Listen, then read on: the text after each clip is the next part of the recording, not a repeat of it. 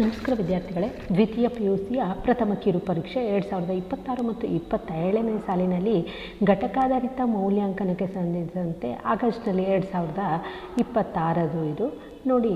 ಈ ಒಂದು ಪ್ರಶ್ನೆ ಪತ್ರಿಕೆ ತ್ರೈಮಾಸಿಕ ಪರೀಕ್ಷೆಗೆ ಸಂಬಂಧಿಸಿರುವಂಥದ್ದು. ಅಂದರೆ ನಿಮ್ಗೆ ಈಗಾಗಲೇ ಘಟಕಾಧಾರಿತ ಮೌಲ್ಯಾಂಕನ, ಘಟಕ 1 ಮೌಲ್ಯಾಂಕನ, ಹಾಗೆ 2 ಮತ್ತು 3 ಯೂನಿಟ್ ಟೆಸ್ಟ್ಗಳನ್ನು ನಿಮಗೆ ತಗೊಳ್ತಿದ್ದಾರೆ. ಹಾಗೆ ಇದು ತ್ರೈಮಾಸಿಕ ಪರೀಕ್ಷೆಗೆ ಬರುವಂತಹ ಒಂದು ಪ್ರಶ್ನೆ ಪತ್ರಿಕೆ ಈ ರೀತಿಯಾಗಿ ಇರುತ್ತೆ. ಈ ಒಂದು ಪ್ರಶ್ನೆ ಪತ್ರಿಕೆಯನ್ನು ನೀವು ಓದಿದರೆ ಕೊಟ್ಟುವಂತಹ ಪ್ರಶ್ನೆ ಪತ್ರಿಕೆಯೂ ಕೂಡ ಸೇಮ್ ಇದೇ ರೀತಿಯಾಗಿ ಇರುವಂತಹ ಚಾನ್ಸಸ್ ಭಾಳ ರೀತಿಯಾಗಿ ಇರುತ್ತೆ. ಮಾದರಿ ಪ್ರಶ್ನೆ ಪತ್ರಿಕೆ ಆದರೂ ಕೂಡ ಇವನ್ನ ಬಿಟ್ಟು ಬೇರೆಯದನ್ನು ಕೊಡಲಿಕ್ಕೆ ಸಾಧ್ಯನೇ ಇಲ್ಲ.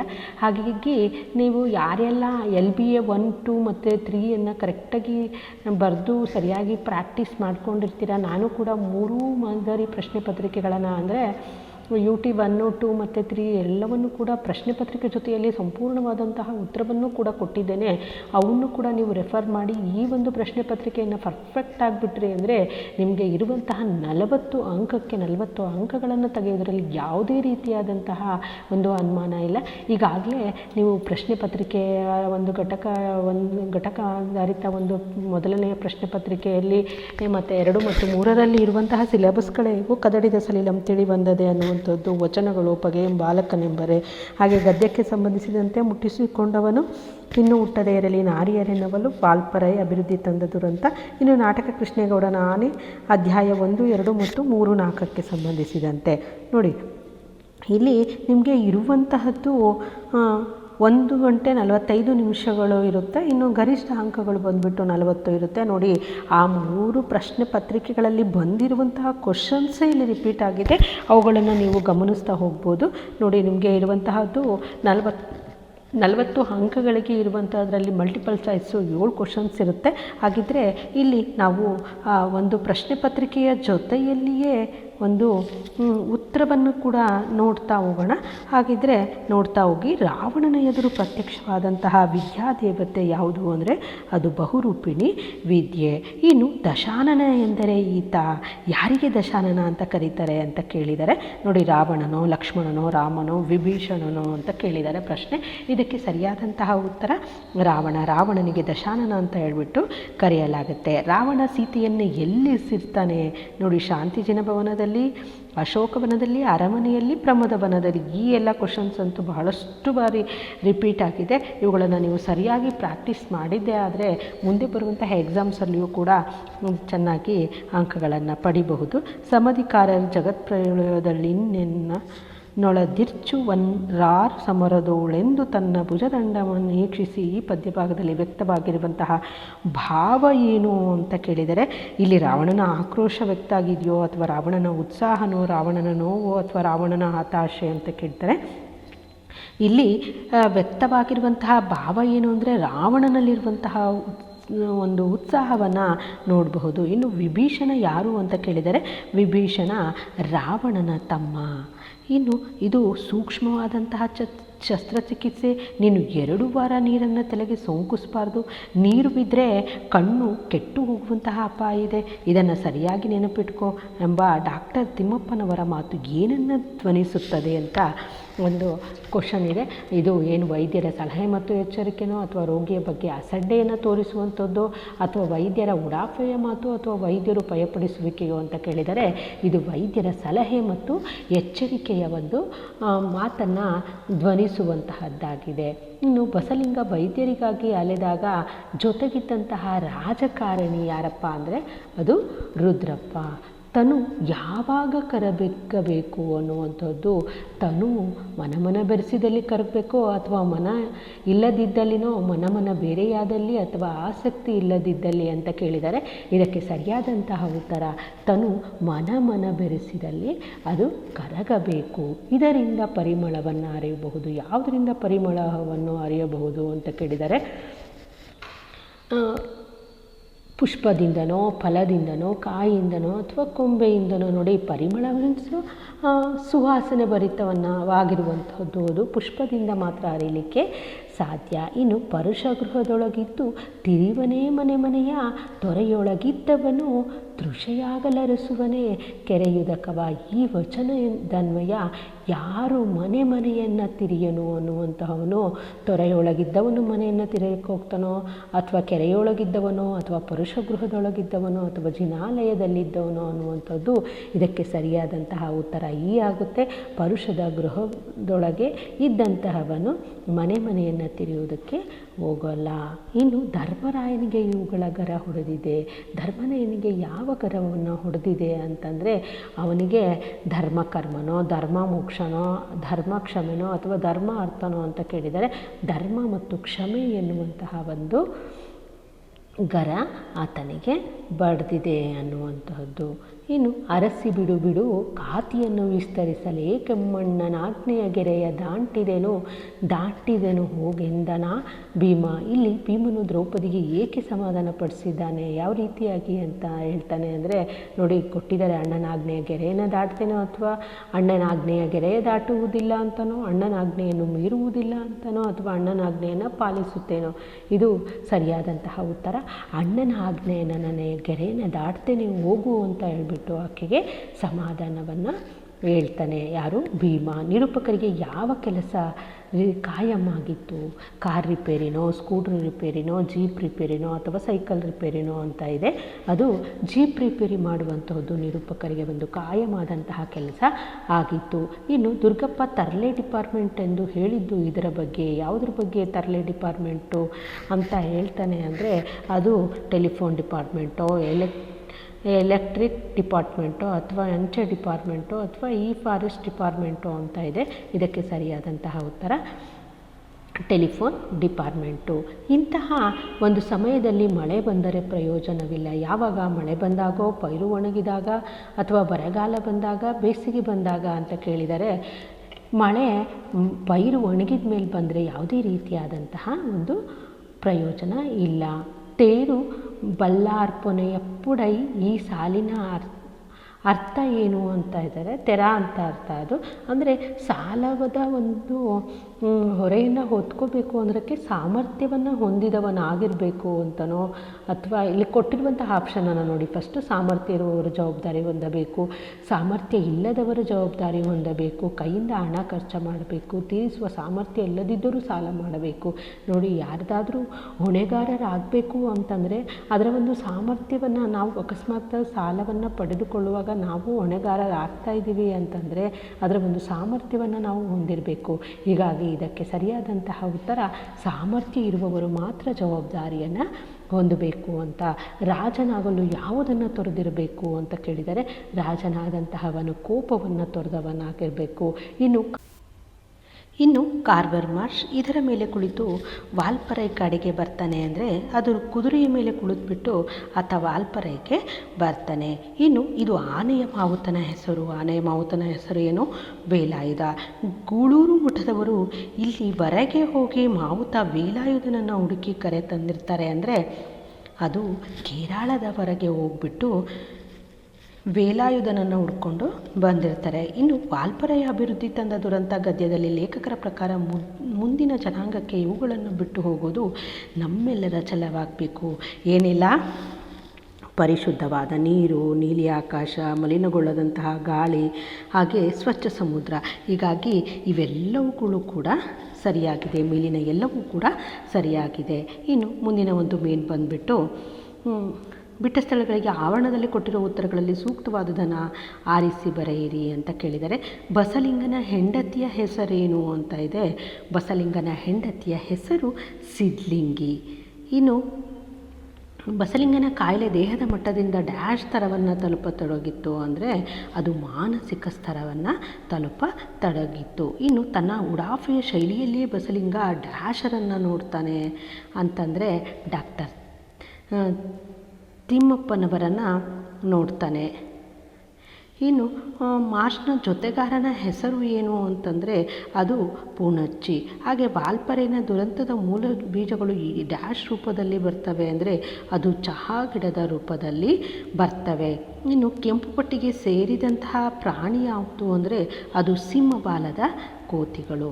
ಇನ್ನು ಮುಂದಿನ ಒಂದು ಮೇನ್ ಬಂದುಬಿಟ್ಟು ಹೊಂದಿಸಿ ಬರೆಯಿರಿ. ಅದು ಬಸವಣ್ಣನವರು ಕೂಡಲ ಸಂಗಮ ದೇವ, ಉರುಲಿಂಗಪೆದ್ದಿ ಅಂಥದ್ದು ಅವರದು ಉರುಲಿಂಗಪೆದ್ದಿ ವಿಶ್ವೇಶ್ವರ ಅನ್ನುವಂತಹ ಒಂದು ಅಂಕಿತ. ಇನ್ನು ಕರ್ನಾಟಕ ಕಥಾಮಂಜರಿ ಅನ್ನುವಂತಹದ್ದು ಕೀರ್ತನೆ. ಇಷ್ಟು ಆದರೆ ಮುಂದಿನ ಒಂದು ಮೇನ್ ಬಂದುಬಿಟ್ಟು 2 ಅಂಕದ ಪ್ರಶ್ನೋತ್ತರಗಳು ಇರುತ್ತೆ.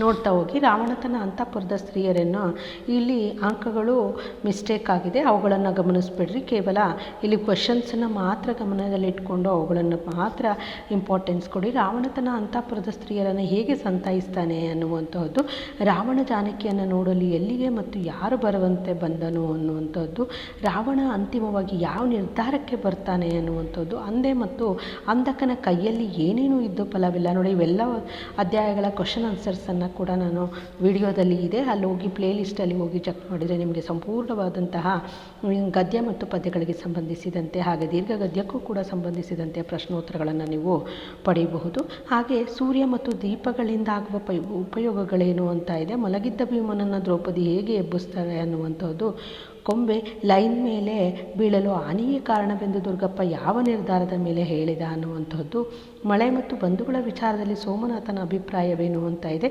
ಶುಚಿ ಮತ್ತು ಸ್ವಾದಗಳನ್ನು ಕುರಿತು ಸೋಮನಾಥನ ಅಭಿಪ್ರಾಯವೇನು ಅಂತ ಇದೆ. ಕೈಗಾರಿಕೋದ್ಯಮಿಗಳಿಂದ ಕಾಡು ನಾಶವಾದುದು ಹೇಗೆ, ಮುಂದಿನ ಜನಾಂಗಕ್ಕೆ ಏನನ್ನು ಬಿಟ್ಟು ಹೋಗುವುದು ನಮ್ಮೆಲ್ಲರ ಛಲವಾಗಬೇಕು. ಮಲ್ಟಿಪಲ್ ಚಾಯ್ಸ್ ಕ್ವಶನ್ಸಲ್ಲಿ ಇದೆಯಲ್ಲ, ಅದೇ ಬಂದು ಆನ್ಸರ್ಸನ್ನು ಇಲ್ಲಿ ಬರೀಬೇಕಾಗುತ್ತೆ. ಕೃಷ್ಣೇಗೌಡನ ಆನೆ ಮೂಡಿಗೆರೆ ಪೇಟೆಗೆ ಹೇಗೆ ಒಕ್ಕೊಂಡಿತ್ತು ಅಂತ ನೋಡಿ. ಯಾರು UT3 ಕ್ವಶನ್ ಪೇಪರ್ಸನ್ನು ಸಾಲ್ವ್ ಮಾಡಿರೋದನ್ನು ಕಂಪ್ಲೀಟಾಗಿ ಪ್ರಾಕ್ಟೀಸ್ ಮಾಡಿರ್ತೀರಲ್ಲ, ನನ್ನ ವಿಡಿಯೋದಲ್ಲಿ ಕೂಡ ಹೀಗೆ ಇದೆ UT3 ಇರುವಂಥದ್ದು, ಅಲ್ಲೋಗಿ ನೀವು ಚೆಕ್ ಮಾಡಬಹುದು. ಇವೆಲ್ಲವುಗಳ ಉತ್ತರವನ್ನು ಕೂಡ ನೀವು ಅಲ್ಲಿ ಪಡಿಬೋದು. ಕೃಷ್ಣೇಗೌಡನ ಆನೆ ಮೂಡಿಗೆರೆಗೆ ಪೇಟೆಗೆ ಹೇಗೆ ಒಕ್ಕೊಂಡಿತ್ತು ಅಂತ ಇದೆಯಲ್ಲ, ಮಾಡೆಲ್ ಕ್ವಶನ್ ಪೇಪರ್ ಅದು UT3 ಇದ್ದು. ಸೊರಗಿದ್ದ ಆನೆಯನ್ನು ಕೃಷ್ಣೇಗೌಡ ಹೇಗೆ ಸಾಕಿದ ಅನ್ನುವಂಥದ್ದು, ಬಸಲಿಂಗನಿಗೆ ಅದು ಪುರುಸೊತ್ತಿಲ್ಲದ ಕಾಲಯಕ್ಕೆ ಸೂತಕವನ್ನು ಪರಿಹರಿಸಲು ಸಿದ್ಲಿಂಗಿ ಏನು ಮಾಡಿದಳು ಅನ್ನುವಂಥದ್ದು. ಇನ್ನು ಸಂದರ್ಭದ ವಾಕ್ಯಗಳನ್ನು ನೋಡ್ತಾ ಹೋಗೋಣ. ಉಳಿದವರ್ ರಳಿವನೇಗುವುದು ಅನ್ನುವಂಥದ್ದು, ಹಿತಾಹಿತ ಚಿಂತೆಯನ್ನೇಕೆ ಮಾಡುವಮ್ಮ ಅನ್ನುವಂಥದ್ದು, ಆಪರೇಷನ್ ಆಗಬೇಕು ಪರವಾಗಿಲ್ವಾ ದೀರ್ಘ ಗದ್ಯಕ್ಕೆ ಸಂಬಂಧಿಸಿರೋದು. ಈಗಿರೋ ಗಾಯಕ್ಕೆ ಔಷಧಿ ಕೊಡ್ತೇನೆ ತಪ್ಪದೇ ಹಚ್ಚಿಕೋ ಅನ್ನುವಂತಹದ್ದು, ಚಿಕ್ಕದೆಂದಳ್ಕಿರೆ ತೆಗೆಯಲ್ ಕಚ್ಚದೆ ಅನ್ನುವಂಥದ್ದು. ಹಾಗೆ ಹಾಡುವುದು ಅವುಗಳಿಗೆ ಅನಿವಾರ್ಯ, ಅವುಗಳ ಕರ್ಮ ಅನ್ನುವಂಥ ಹತ್ತಿಯನ್ನು ಸುಡುವುದು ನಿಲ್ಲಿಸಬೇಡಿ. ಕಲಿಭೀಮನೇ ಮಿಡುಕುಳ್ಳ ಗಂಡನು ಅನ್ನುವಂಥದ್ದು, ನಮ್ಮ ಕಡೆ ಕೆಮ್ಮು ಕಾಲಿಂಗ್ ಬೆಲ್ಲಿ ಇದ್ದ ಹಾಗೆ ಅನ್ನುವಂಥದ್ದು. ಇನ್ನು ಈ ವಿಭಾಗಕ್ಕೆ ಸಂಬಂಧಿಸಿದಂತೆ 4 ಅಂಕದ ಪ್ರಶ್ನೋತ್ತರಗಳು. ಗದಡಿದ ಸಲಿಲಂ ತಿಳಿವಂದದೆ ಪದ್ಯದಲ್ಲಿ ಬರುವ ರಾವಣನ ವ್ಯಕ್ತಿತ್ವವನ್ನು ವಿಮರ್ಶಿಸಿ ನಿಮ್ಮ ಮಾತುಗಳಲ್ಲಿ ವಿವರಿಸಿ ಅಂತ ಇದೆ. ಕಣ್ಣು ನೋವು ಶುರುವಾದ ಆರಂಭದಲ್ಲಿ ಬಸಲಿಂಗ ಪಡೆದುಕೊಂಡಂತಹ ಚಿಕಿತ್ಸೆ ಯಾವ ರೀತಿಯದು ಅಂತ ಇದೆ. ಹಾಗೆ ಬಸವಣ್ಣನವರ ಪ್ರಕಾರ ನೈಜ ಭಕ್ತಿಯ ಲಕ್ಷಣಗಳಾವುವು ಅಂತ ಇದೆ. ನಿರೂಪಕರು ಕೊಡಲಿ ವಸೂಲಿ ಮಾಡಲು ಹೋಗಲಿಲ್ಲಬೇಕೆ ವಿವರಿಸಿ ದೀರ್ಘ ಗದ್ಯಕ್ಕೆ ಸಂಬಂಧಿಸಿರುವಂತಹದ್ದು. ಹಾಗೆ ಮುಂದೆ ನೋಡ್ತಾ ಹೋಗಿ. ಮುಂದಿನ ಪದ್ಯ ಭಾಗವನ್ನು ಅರ್ಥೈಸಿಕೊಂಡು ಕೊಟ್ಟಿರುವ ಎಲ್ಲ ಪ್ರಶ್ನೆಗಳಿಗೆ ಉತ್ತರಿಸಿ ಅಂತ ಇದೆ. ನೋಡಿ, ಇವು ಅನ್ವಯಿಕ ಕ್ವಶನ್ಸ್ಗಳು. ಸೊ ನೋಡ್ತಾ ಹೋಗಿ. ರಮಣ ಕೇಳುಳಿದವರು ತನ್ನನು ರಮಿಸುವರು, ಮಾನಾರ್ಥವನ್ನೇ ನಿರ್ಗಮನಿಸುವರು, ನೀನಲ್ಲದುಳಿದವರು ಉಚಿತ ಬಾಹಿರರು, ಮಮತೆಯಲ್ಲಿ ನೀ ನೋಡು ಚಿತ್ತದ ಸಮತೆಯನ್ನು ಬೀಳ್ಕೊಡು, ಕುಠಾರನ ಯಮನ ಕಾಣಿಸಿ ಕರುಣಿಸೆಂದಳು ಕಾಂತೆ ಕೈ ಮುಗಿದು. ನೋಡಿ, ಈ ಒಂದು ಮಾತನ್ನು ದ್ರೌಪದಿ ಭೀಮನನ್ನು ಕುರಿತು ಹೇಳ್ತಾಳೆ. ರಮಣ ಕೇಳು, ನಿನ್ನನ್ನು ಬಿಟ್ಟು ಉಳಿದವರೆಲ್ಲರೂ ಕೂಡ ನನ್ನನ್ನು ರಮಿಸಲು ಬರ್ತಾರೆ, ಆದರೆ ಮಾನವನ್ನು ಉಳಿಸುವಂತಹ ಒಂದು ಸಮಯ ಬಂದರೆ ಅವರೆಲ್ಲರೂ ದೂರ ಸರಿಯುತ್ತಾರೆ. ನೀನಲ್ಲದುಳಿದವರು ಉಚಿತ ಬಾಹಿರರು, ನನ್ನನ್ನು ಮಾನ ಪ್ರಾಣವನ್ನು ರಕ್ಷಿಸಬೇಕು ಅಂದರೆ ನಿನ್ನನ್ನು ಬಿಟ್ಟು ಉಳಿದವರೆಲ್ಲರೂ ಕೂಡ ಉಚಿತ ಬಾಹಿರರು ಅಂತ ಹೇಳ್ತಾಳೆ. ಮಮತೆಯಲ್ಲಿ ನೀ ನೋಡು ಚಿತ್ತದ ಸಮತೆಯನ್ನು ಬೀಳ್ಕೊಡು, ಕುಠಾರನ ಯಮನ ಕಾಣಿಸಿ ಕರುಣಿಸಿದಳ ಕಾಂತೆ ಕೈ ಮುಗಿದು. ನೀನು ನನ್ನ ಮೇಲೆ ಮಮತೆಯನ್ನು ಪ್ರೀತಿಯನ್ನು ತೋರಿಸ್ಬಿಟ್ಟು ನನ್ನ ಒಂದು ಕುಠಾರನ ಅಂದರೆ ಅವಳಿಗೆ ಕಳಂಕವಾಗಿರುವಂತಹ ಅಥವಾ ಅವಳಿಗೆ ತೊಂದರೆಯನ್ನು ಕೊಡ್ತಾ ಇರುವಂತಹ ಅವರನ್ನೆಲ್ಲರನ್ನೂ ಕೂಡ ಯಮನನ್ನು ಕಾಣಿಸು ಅಂದರೆ ಅವ್ರಿಗೆ ನನ್ನ ಒಂದು ತೊಂದರೆಯನ್ನು ಕೊಡುವುದನ್ನು ತಪ್ಪಿಸುವಂತೆ ಮಾಡು, ಅಥವಾ ಅವರನ್ನು ಕೊಲ್ಲುವಂಥ ಯಮನನ್ನು ಕಾಣಿಸಿ ಕರುಣಿಸೆಂದಳು, ನಾನು ಈ ರೀತಿಯಾಗಿ ನನ್ನನ್ನು ಕರುಣೆಯನ್ನು ತೋರಿಸು ಅಂತ ಹೇಳ್ಬಿಟ್ಟು ಕೈ ಮುಗಿದು ದ್ರೌಪದಿ ಭೀಮನಿಗೆ ಕೇಳ್ಕೊಳ್ತಾಳೆ. ಇನ್ನು ಕ್ವಶನ್ ಕೇಳಿದ್ದಾರೆ ನೋಡಿ. ಪದ್ಯ ಭಾಗದಲ್ಲಿ ಮಾನಾರ್ಥವನ್ನೇ ನಿರ್ಗಮಿಸುವ ಆ ಉಳಿದವರು ಯಾರು ಅಂತಂದರೆ ಉಳಿದ ಪಾಂಡವರು 5 ಜನ ಇದ್ದಾರಲ್ಲ, ಭೀಮನನ್ನು ಬಿಟ್ಟು ಉಳಿದಂತಹವರು. ನೀನೇ ಸೂಕ್ತವಾದವನು ಎಂದು ಯಾರನ್ನು ಕುರಿತು ಹೇಳಲಾಗಿದೆ ಅಂದರೆ ಭೀಮನನ್ನು. ದ್ರೌಪದಿ ಕೈ ಮುಗಿದು ಏನಂತ ಹೇಳ್ಬಿಟ್ಟು ಪ್ರಾರ್ಥಿಸ್ತಾಳೆ ಅನ್ನುವಂತಹದ್ದು ಇದು 2 ಅಂಕದ ಪ್ರಶ್ನೆ. ಈ ಒಂದು ಪ್ಯಾರಾದ ಒಂದು ಸಂಕ್ಷಿಪ್ತವಾಗಿ ಅಂದರೆ ಒಂದು 2 ಲೈನ್ಸಲ್ಲಿ ಬರೀಬೇಕಾಗುತ್ತೆ. 2 ಪದಗಳಿಗೆ ನಾನಾರ್ಥವನ್ನು ಬರೆಯಿರಿ ಅಂತ ಕೇಳಿದರೆ, ಕವಿ ಅಂದರೆ ಕತ್ತಲು ಆವರಿಸುತ್ತಲ್ಲ, ಅದಕ್ಕೆ ಕತ್ತಲು ಕವಿಯುವಂಥದ್ದು ಅಂತ ಕರೀತಾರೆ. ಹಾಗೆ ಕವಿ ಅಂದರೆ ಕವಿತೆಯನ್ನು ರಚಿಸುವಂಥವರು. ಇನ್ನು ದೊರೆ ಅಂದರೆ ದೊರಕುವಂಥದ್ದು ಆಗುತ್ತೆ. ಹಾಗೆ ದೊರೆ ಅಂದರೆ ಅರಸ ಅಂತಲೂ ಕೂಡ ಆಗುತ್ತೆ. ರಾಗ ಅಂದರೆ ಧ್ವನಿ ಅಂತಲೂ ಆಗುತ್ತೆ. ಹಾಗೆ ಇನ್ನು ಒಂದು ಧ್ವನಿ ಅಂತಂದರೆ ಗೋಗರಿಯುವಂತಹದ್ದು ಅಂತಲೂ ಕೂಡ ಹೇಳ್ಬೋದು. ಇನ್ನು 2 ಪದಗಳ ತದ್ಭವ ರೂಪವನ್ನು ಬರೀರಿ ಅಂತ ಕೇಳಿದರೆ, ವೀರ ಅನ್ನುವಂಥದ್ದಕ್ಕೆ ಬೀರ, ಪರೀಕ್ಷಿಸು ಅನ್ನುವಂಥದ್ದಕ್ಕೆ ಪರೀಕ್ಷಿಸು, ಹಾಗೆ ಮುಖ ಅನ್ನುವಂಥದ್ದಕ್ಕೆ ಮೊಗ. ಇನ್ನು ಯಾವುದಾದರೂ 2 ಅನ್ಯದೇಶೀಯ ಪದಗಳನ್ನು ಬರೆಯಿರಿ ಅಂತ ಕೇಳಿದರೆ, ಇದು ಗೇರ್ ಬಾಕ್ಸು, ಹಾಗೆ ಜೀಪು, ಇಂಥವೆಲ್ಲವೂ ಕೂಡ ಬರಿಬೋದು. ಹಾಗೆ 2 ಪದಗಳಿಗೆ ಸಮಾನಾರ್ಥಕಗಳನ್ನು ಬರೆಯಿರಿ ಅಂತ ಕೇಳಿದರೆ ನೋಡಿ, ಧರೆ, ಪೃಥ್ವಿ, ಇಳೆ, ಹಾಗೆ ಅನಲ ಅಂತಲೂ ಕೂಡ ಕರೀತಾರೆ. ಬೇಡ, ಧರಿತ್ರಿ ಅಂತಲೂ ಕೂಡ ಬರಿಬೋದು. ಹಾಗೆ ನಂಜು ಅಂದರೆ ವಿಷ ಅಂತಲೂ ಕೂಡ ಕರೀತಾರೆ. ನಂಜು ಅಂದರೆ